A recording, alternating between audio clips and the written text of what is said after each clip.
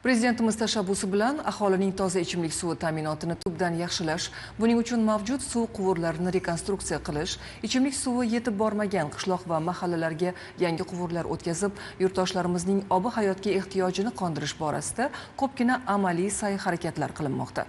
Qoraqalpog'istonda ham bu borada salmoqli ishlar amalga oshirilmoqda. Masalan, hududning 7 ta tumanida Osiyo taraqqiyot banki tomonidan aholini toza ichimlik suvi bilan ta'minlash borasida katta loyihalar amalga oshirilyapti. Mavzuni muxbirimiz Tamara Jumaniyozova davom ettiradi.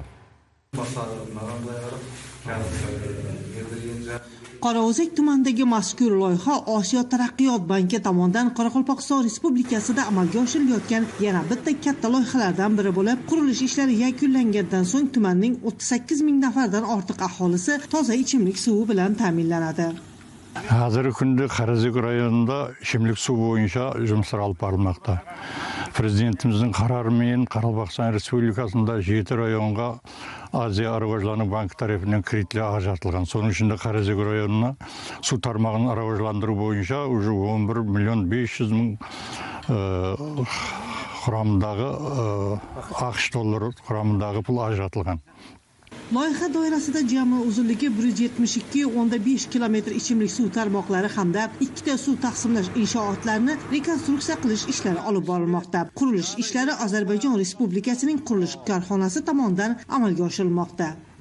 Ular ulma tartılатын su tarmoqlarining su uzatqichları 55 kilometrni quraydi. So'ning içinde su bölüştürүү tarmoqlari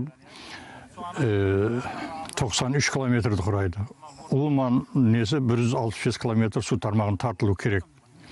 So'ning içinde bugungi kunga дейін ular 57 kilometr su tarmog'ini tartты. Ауылдық жерлерде su ichimlik suviмен ta'minlау үшін hozirgi vaqtda 13 brigada жұмсалып барылmoqda.